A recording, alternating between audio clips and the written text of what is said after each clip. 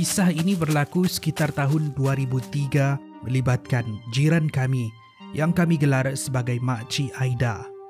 Di satu senja, adik bongsu aku yang berumur 5 tahun bernama Azam berlari masuk ke dapur. Dia menjerit, "Mak, Mak," memanggil mak aku yang sedang membuat kerja di dapur. Waktu itu aku sedang duduk di sofa ruang tamu sedang bermain telefon. Tapi dari jauh lagi aku dah dengar adik bongsu aku berlari tercungap-cungap. Dari ruang tamu aku dengar mak aku menjawab, "Kenapa tu Zam?" Azam kata, "Mak, Makcik Aida dah pulang lah." Mak jawab, "Makcik Aida? Mana pula diorang dah pulang? Kan diorang dah lama tak ada kau ni." Adik aku menjawab, Azam nampak diorang balik ke rumah lah mak." Mak aku kata, "Kau jangan cakap yang bukan-bukan. Dah, masuk mandi. Sudahlah tu bermain." Aku yang mendengar perbualan diorang ni aku buat tak tahu jah. Iyalah, budak-budak ni banyak berimajinasi.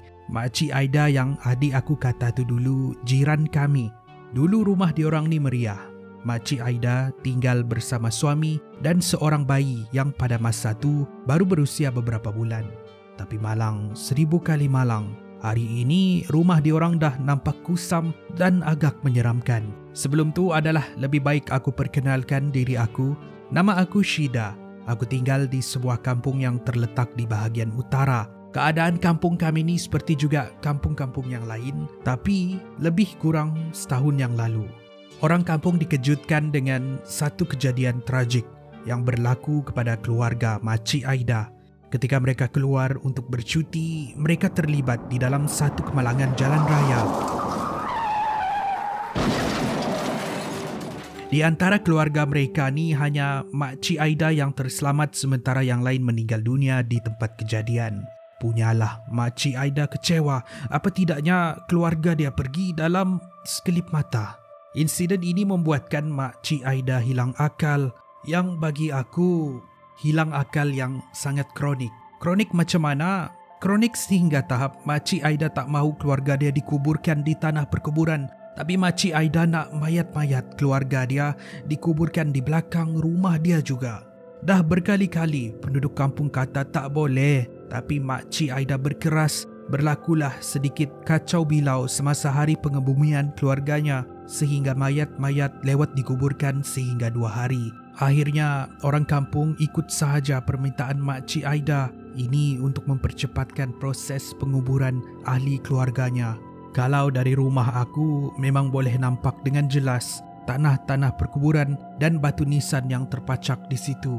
Berbalik kepada Makcik Aida, setelah kematian ahli keluarga dia tinggal berseorangan. Dia tak ada keluarga lain selain keluarganya yang meninggal dunia. Keadaannya tidak terurus, dia muram pada setiap masa. Dia tidak berkata apa-apa, hanya duduk diam di rumah. Bujurlah, orang-orang kampung ni rapat ibarat sebuah keluarga yang besar. Jadi orang kampung selalu menjenguk Makcik Aida, hantar bekalan makanan, tengok okey ke tidak. Tapi bila dibawa berbual, Makcik Aida hanya diam membisu. Matanya kuyu melihat ke depan. Wajahnya tiada ekspresi. Orang kampung kata tiada hilang akal. Nak dijadikan cerita, semasa keluarga dia masih hidup dulu, sekitar pukul 3 pagi, bayi mereka yang masih kecil mesti akan terbangun dan menangis teresak-esak. Ini benda normal lah kan? Jadi tiap kali akan kedengaran juga Makcik Aida bangun dan cuba menenangkan anak dia. Cara Makcik Aida ni dia akan bernyanyi sehinggalah anak dia tertidur. Untuk beberapa bulan lamanya, ini sudah kerap kali kami dengar. Tapi apa yang ganjil, bila keluarga dia sudah meninggal, kami masih lagi terdengar suara Makcik Aida menyanyi setiap pukul 3 pagi. Awal-awal tu kami memang rasa seram juga. Tapi mak aku kata tak apalah, itu dugaan dia. Kita doakan sahaja Makcik Aida sembuh. Tapi ada satu ketika aku terjaga sebab mendengar bunyi nyanyian Makcik Aida. Bukan di rumah dia, tetapi di dalam rumah kami. Lebih tepat lagi di dalam bilik aku dan Azam. Dan dia akan berdiri di sebelah katil Azam sambil dia bernyanyi-nyanyi.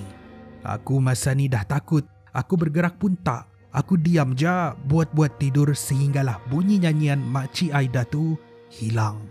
Keesokan paginya, aku ceritakan ini dengan Mak. Mak walaupun mulut dia cakap tak percaya, tapi aku yakin dia percaya dengan cerita aku ni. Sebab sejak dari hari itu, Mak kunci semua tingkap dan pintu. Sebelum ni, kalau tak kunci pun tak apa. Aku faham, Mak tak nak kami takut. Tapi apa boleh kami buatkan, takkanlah kami nak panggil polis. Makcik Aida ni pun dah macam keluarga kami. Apakan daya, kami mahu membantu selain dari menjenguk dan menghulurkan bantuan jika perlu. Selain daripada tu, sekitar senja, kami akan melihat Makcik Aida berada di belakang rumah dia, tempat di mana mayat-mayat keluarganya dikebumikan. Dia akan duduk di lantai sambil menangis teresak-esak. Ada hari, dia akan meraung-raung seperti orang gila. Bagi kami, jiran yang paling dekat dengan dia memang akan rasa sedih melihat keadaan dia macam tu. Kadang mak aku sendiri mengalirkan air mata melihat Makcik Aida. Beberapa bulan lagi berlaku lagi satu kejadian yang sangat misteri. Ada satu hari tu, mak suruh aku hantar makanan ke rumah Makcik Aida. Ini biasa aku buat, masa ni aku rasa takut pun dah tak ada. Aku pun naik ke rumah Makcik Aida dan memberikan salam. Assalamualaikum. Salam aku tidak dijawab. Tapi ini perkara biasa. Jadi aku tolak perlahan-lahan pintu Makcik Aida dan letak makanan di atas meja seperti yang aku selalu buat. Aku keluar dari rumah, aku tutup pintu dan pulang. Keesokan harinya, aku ke rumah Makcik Aida sekali lagi untuk menghantar makanan. Aku bagi salam, tak dijawab. Aku tolak pintu dan masuk. Hairan, bila makanan di atas meja yang aku bawa kemarin tu tidak disentuh langsung. Aku hairan dan pulang ke rumah. Aku ceritakan ini dengan mak aku. Mak aku pun pergi ke rumah Makcik Aida dan mencari dia ke sana sini. Makcik Aida tidak ditemui di mana-mana. Mulalah mak aku panik sebab selepas kematian ahli keluarga Makcik Aida, tak pernah pun dia keluar dari rumah. Mak aku hubungi ketua kampung dan pencarian pun dilakukan di sekitar kampung. Di sinilah kejadian misteri yang aku akan ceritakan ini mungkin tidak masuk di akal. Tidak beberapa lama selepas kehilangan Makcik Aida ni, kami perasan di belakang rumah dia, di kawasan tempat batu-batu nisan ahli keluarganya terpacak, ada satu lagi kuburan misteri yang muncul secara tiba-tiba. Tapi kuburan ini tidak bertanda, tidak mempunyai batu nisan. Orang kampung turut hairan melihat kuburan baru ni. Ada yang mahu mengorek kuburan ni untuk melihat mayat siapa yang ditanam di situ. Tapi ketua kampung membuat keputusan untuk membiarkan sahaja kuburan tersebut. Katanya, biarlah kuburan ni ada orang ataupun tiada orang ataupun siapa dia, kita biarkan sahaja. Minggu berganti bulan, bulan berganti tahun. Rumah Makcik Aida kosong dan berusang. Tapi apa yang aku akan ceritakan sekarang tak ramai orang kampung yang tahu. Sebenarnya, selepas Makcik Aida hilang, kami sekeluarga masih lagi mendengar dia menyanyi sekitar pukul 3 pagi. Dan kami selalu melihat dia berada di kuburan di belakang rumah.